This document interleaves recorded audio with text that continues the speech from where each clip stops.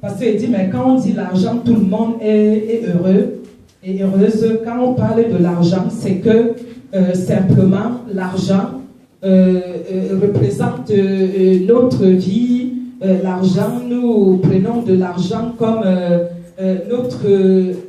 notre péché mignon. Parce que nous savions très bien qu'un péché est un péché, mais nous avons l'habitude d'appeler péché mignon. Or, un péché ne peut pas être mignon. Un péché, c'est un péché, et un bien, c'est un bien. Et donc, Luther, il me l'a donné, l'argent, et l'argent, notre ennemi. L'argent, notre ennemi, pourquoi? Parce que l'argent est quelque chose que nous plaçons devant toute chose. L'argent est ce qui nous attire à vraiment aller au-delà de l'entendement humain. L'argent est ce qui te fait croire, qui t'installe l'orgueil en fait. Quand tu as l'argent, nous voyons très bien que l'argent aujourd'hui, c'est l'argent qui fait des guerres, c'est l'argent qui sépare les couples, c'est l'argent qui détruit les familles, c'est l'argent qui n'arrête pas de séparer, de nuire. Or, quand Dieu a créé toutes choses, tout était bon. Il a vu qu'il fallait que l'homme soit créé, l'homme et la femme, et que tout aussi sur terre soit bien, qu'il faut que l'humain mange à la sueur de son front. Et bien voilà, tu manges à la sueur de ton front, mais seulement ce qui est là est que tu as oublié Dieu qui t'a créé. Sur la terre, tu es comme un oiseau migrant. Ça veut dire que tu ne peux pas vivre plus de 200 ans. Sur la terre, tu es là, sur la terre pour un temps limité. Ça veut dire que tu retourneras vers ton Seigneur. Bien sûr, si tu dois retourner vers ton Seigneur, il faudrait aussi que tu fasses quelque chose qui t'amène à construire une maison dans l'éternité. Il faut que vraiment tu prépares le retour, l'éternité. Et donc l'argent devient l'ennemi à ce niveau où tu ne penses plus que tu es sur la terre pour louer Dieu, pour chercher le royaume en premier, afin que tout ne te soit donné. Tu as placé l'argent devant, d'une façon ou d'une autre. Même dans les églises aujourd'hui, nous voyons que tout est argent.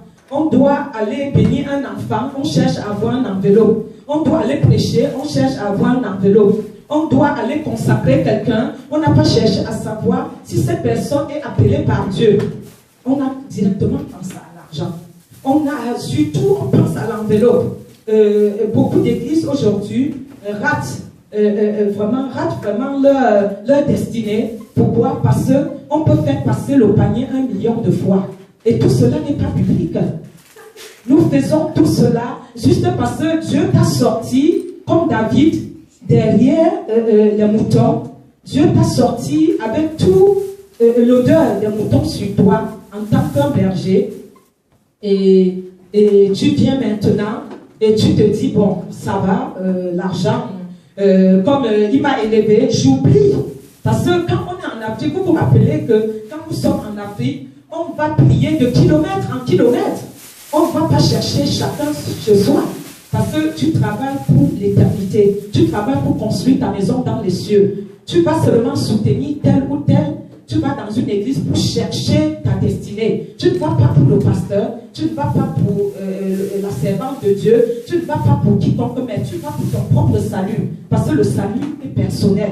Hélas, donc, aujourd'hui, nous remarquons que l'argent qui devrait être juste, je fais un travail, bien sûr, je mange à la sueur de mon front, je cherche à trouver un travail, je cherche simplement à vivre juste comme Dieu me le demande. Parce que ce travail qui t'a donné, tu es sur la terre, qui t'a mis sur la terre, qui a créé la terre, il faut se poser la question, est-ce que tout ce que nous voyons, les arbres, les herbes, toute la beauté, la nature, quand on regarde l'eau, un papillon de près, on ne peut pas quand même dire c'est le hasard, comme certains scientifiques le disent, c'est le hasard, non. Rien n'a été fait au hasard. C'est justement, comme dans Genèse, dès le début, Dieu avait vu que tout cela était bon.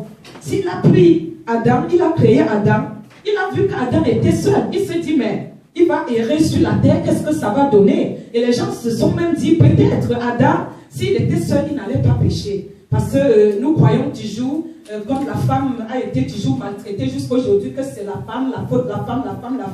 Mais Dieu a vu que si il a fait dormir Adam, il a pris la côte d'Adam, il a créé Ève avec. Et même si nous avons été séduits depuis le jardin d'Éden, Dieu a dit mangez tout ce qu'il y a là à l'intérieur. C'est comme aujourd'hui. Ça veut dire Dieu nous donne tout sur la terre. Mais il demande, accorde-moi une minute pour me louer. Lève-toi le matin, tu me mets en première position. Lève-toi le matin, reconnais. Au milieu de la nuit, au lieu de dormir, lève-toi, tu reconnais que je suis Dieu. Dieu nous demande juste cela. Il va jusqu'à dire, il nous a envoyés sur la terre pour le louer. Donc ce n'est pas pour rien qu'il nous a envoyés. Donc nous revenons à Adam et Ève. Et donc si le serpent est venu et a séduit ce couple dans le jardin. Et Dieu avait simplement dit, mangez tout dans le jardin, sauf l'arbre de la connaissance de la vie. Et donc, il a fallu que l'homme soit trompé, comme aujourd'hui, le diable est venu dire, non, non, non, tu blagues ou quoi? Et tu es en train de blaguer. Si tu exécutes à ce que je t'ai dit, attends, tu vas devenir plus que Dieu. Tu vas devenir plus que Dieu. Tes yeux vont s'ouvrir et tu vas dépasser Dieu. Dieu vous a menti. Et donc, simplement, la femme a été séduite et a séduit son mari. Et voilà où, comme les gens me demandent souvent, mais le péché vient d'où, pourquoi tel meurt, les gens sont en train de mourir dans tel pays. L'homme est la seule cause du dégât terrestre. Dieu a créé la terre et il avait vu que tout était bon. Il a dit la lumière fut, une parole, et la lumière fut. Tout était ténébreux, la terre était vide et informe. Et donc Dieu avait vu que l'homme sur la terre plus la femme, ça faisait quelque chose de merveilleux. Et il a bien dit d'ailleurs, allez multipliez-vous. Dieu a voulu toujours multiplier. Ça veut dire là où le diable est venu pour casser, Dieu est venu pour restaurer. Là où le diable est venu pour détruire, Dieu est venu pour poser une maison sur les brèches. Dieu est le Dieu qui est venu toujours pour donner, pour être amour. Et donc, ces jardins, tout ce qui représentait ces jardins, c'est nos fruits, c'est tout ce que Dieu nous a offert sur la terre. On a les frères et sœurs, on a la famille, on a les maris, on a tout ce qu'il y a. Mais Dieu demande, lève-toi au milieu de la nuit, prive-toi, puisque tout est ténébreuse. La nuit appartient aux ténèbres, donc au diable. Quand nous dormons, la nuit, il est debout pour opérer. Et le matin, quand nous allons travailler, il se repose aussi. C'est ça, il y a moins de dégâts et la nuit, il utilise plus de personnes. Et Dieu nous a demandé simplement, reconnaître que c'est lui qui t'a envoyé sur la terre, ton souffle est tout petit comme ça, à tout moment, je peux te le reprendre. Reconnais que tu as un roi. Lève-toi, tu reconnais que je suis ton roi. Donne-moi de la place. Il ne demande pas la dernière place, il demande la première place. Dieu demande la première place. Parce que comme notre soeur vient de témoigner, si tu as Dieu en premier, après avoir été baptisé, elle voit que leur vie a changé. Et la vie a changé comment? Parce qu'il y a une façon, la vie ne change pas comme leur voit avec plus de grosses voitures. C'est qu'ils ont la paix en Dieu. Il y a une façon de maintenant digérer leurs problèmes, leurs factures. Quand les factures arrivent, les factures, les jours des grenouilles. Quand les factures arrivent, Seigneur Jésus, je te confie cela. Une prière, tu n'as même pas, tu fermes les yeux une seconde. Seigneur Jésus, tu sais ma situation. Je te confie mes factures.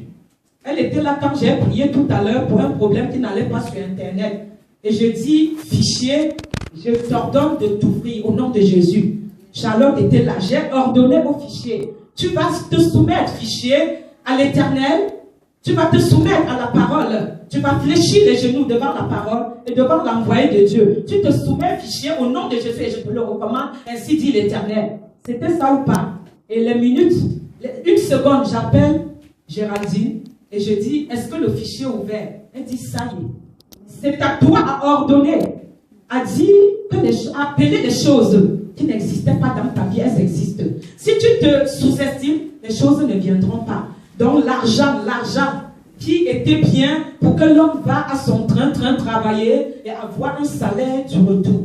L'argent a changé de bord. La richesse a changé de bord. On a rangé Jésus dans les tiroirs on a vécu, on se dit, c'est bien, j'ai tout ce qu'il faut, et donc je ne manque de rien. Quand j'évangélise souvent, j'entends, moi et mon mari, nous avons tout. Moi et mes enfants, nous avons tout ce qu'il faut. Nous avons besoin de rien. Je dis, oui, soyez bénis dans tout ce que vous avez, mais vous avez besoin de Jésus-Christ. Vous avez à jamais besoin de Jésus-Christ. Donnez votre vie à Jésus-Christ. Je saute vite dessus. Mais j'ai donné ma vie à mes enfants, à mon mari, ça suffit. Je dis non, donnez votre vie à Jésus-Christ. Parce qu'il est le meilleur gérant de ta vie. C'est le meilleur compositeur. C'est le meilleur gérant. Il est le meilleur créateur. Et tout ce qui suit est encore meilleur. N'est qu'encore meilleur.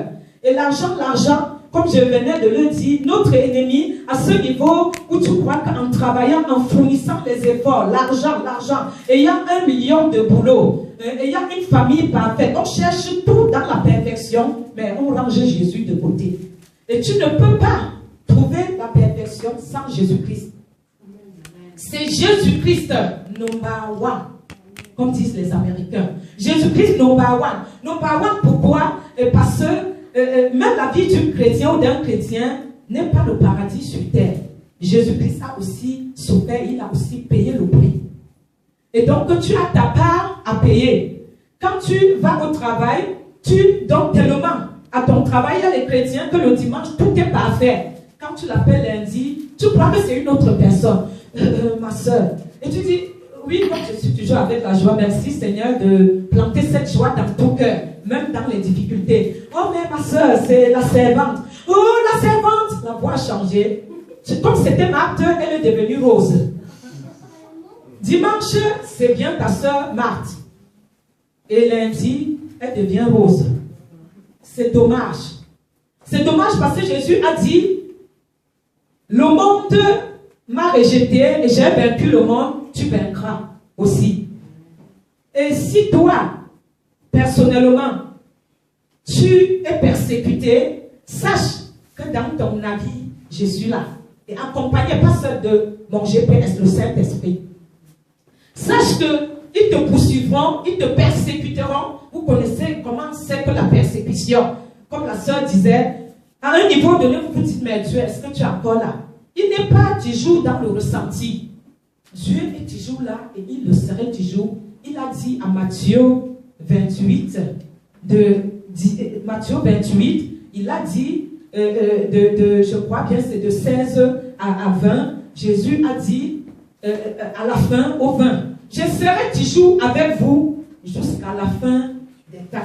C'est merveilleux. Alléluia. Nous avons cette parole de vie, nous avons cette parole de vérité, cette espérance. Parce que le chrétien, la chrétienne vit pour l'espérance. Parce que nous pensons, l'espérance se focalise où nous approchons que Jésus reviendra nous chercher un beau jour. Et c'est cette parole-là qui nous donne la vie, le courage. Parce que si tu vas chez un homme chercher le courage, à un niveau donné, il va te dire, ah, j'en ai marre, j'ai aussi mes galères. Pourquoi tu m'amènes tes galères? Franchement.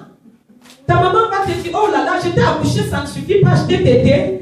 Maintenant encore, tu m'amènes encore d'autres choses dans d'autres. Et c'est quand tu as Jésus que tu dis, mais maman, il y a l'espérance. Tu lui rappelles, maman, papa, ami, voisin. Tu reconfortes ton pasteur, mais pasteur, tu as oublié la parole. Regarde, je t'offre cette jolie parole, l'espérance. Il dit bien garde bien ta couronne, que personne ne te le prend. La couronne n'est pas la couronne que j'ai vue là-haut, dans les cieux. La couronne, c'est quoi? Ça veut dire ce que tu as reçu. Ça veut dire ton nom écrit dans le livre de vie. Que tu ne laisses pas le diable venir te l'arracher.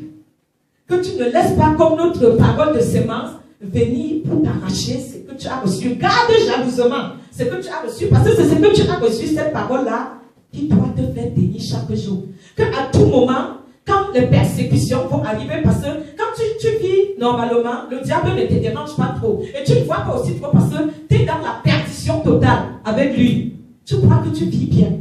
Mais c'est quand maintenant, comme notre bien-aimé, tu changes de bord, que tu commences à comprendre les choses divinement. Parce que les choses divines, les moutons et les chiens ne peuvent pas comprendre. Nos patrons ne peuvent pas comprendre parce qu'ils sont ensemble dans le navire avec le diable, avec le monde.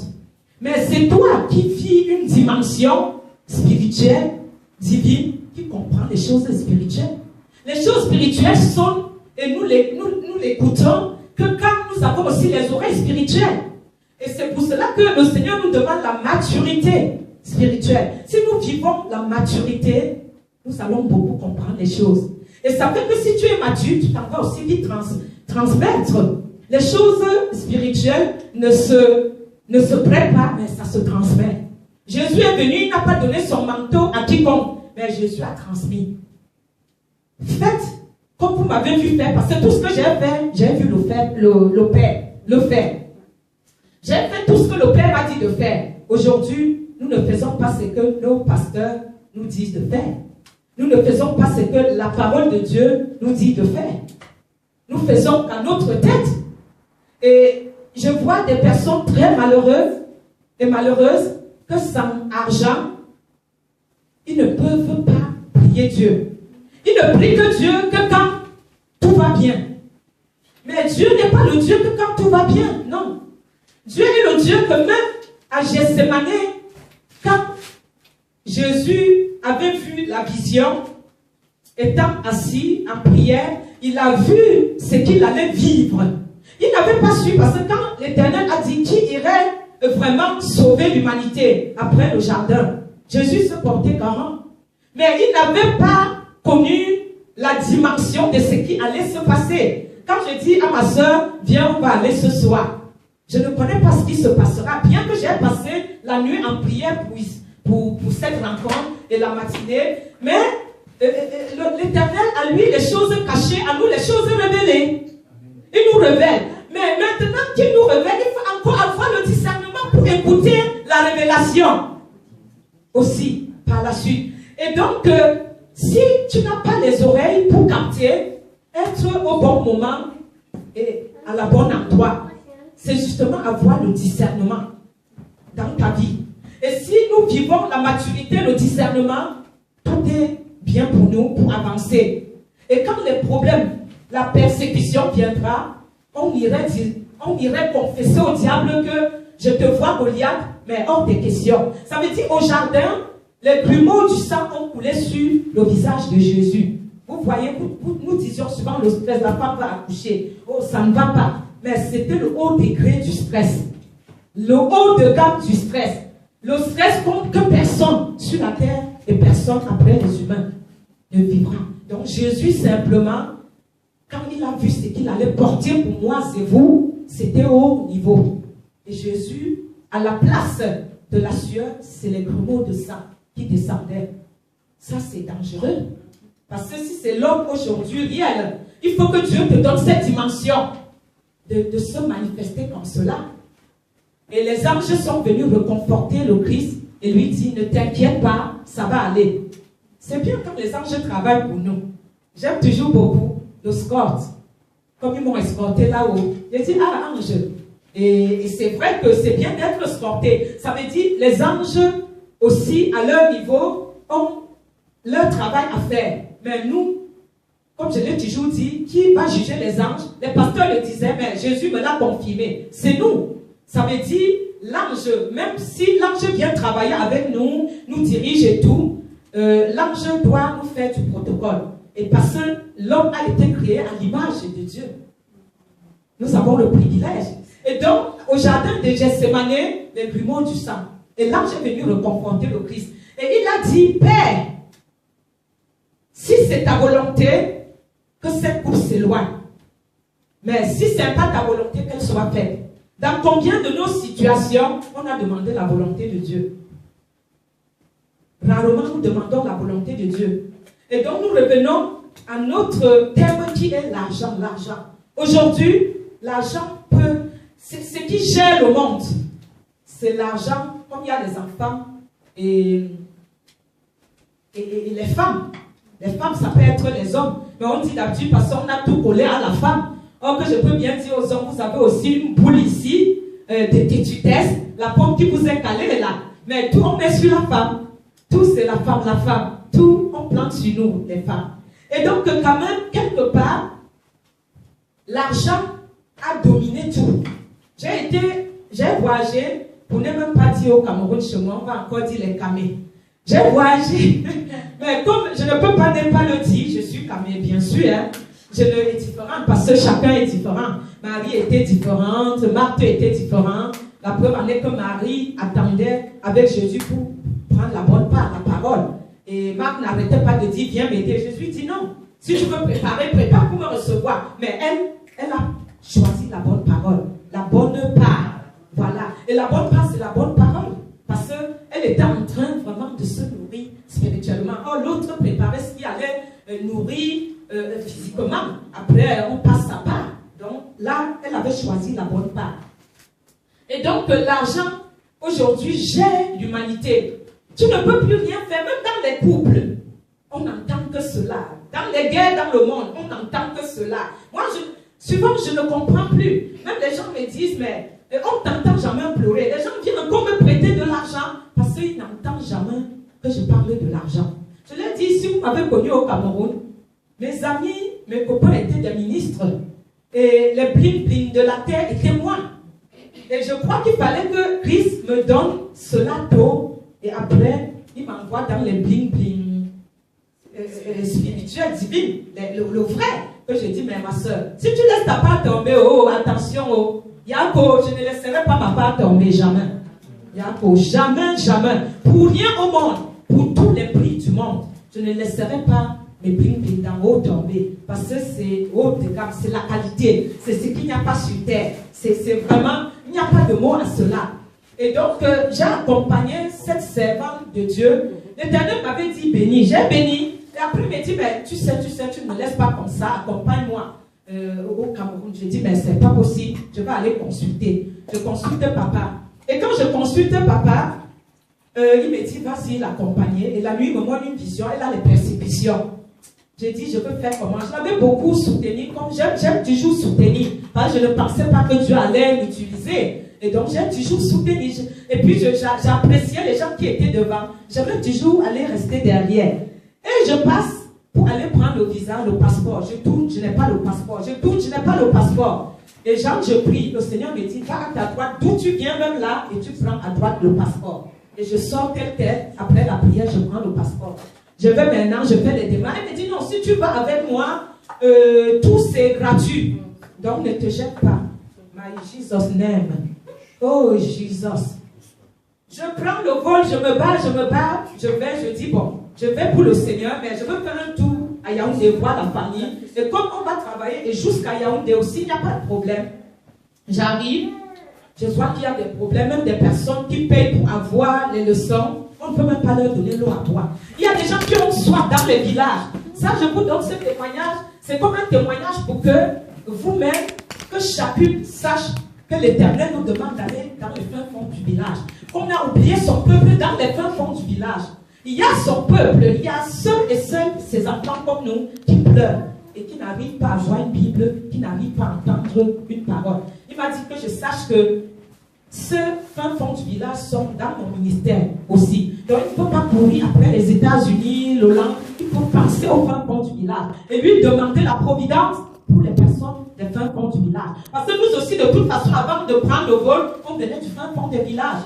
De toute façon, c'est notre identité aussi. Christ est notre identité, notre origine, mais on a l'origine d'où nous sortons. Donc il faut évangéliser le fin fond du village. Il ne faut pas être content d'aller et frimer devant eux. Parce qu'ils ont besoin qu'avant de partir, que vous leur transmettez la grâce que Jésus vous a amené plus loin pour vous transmettre.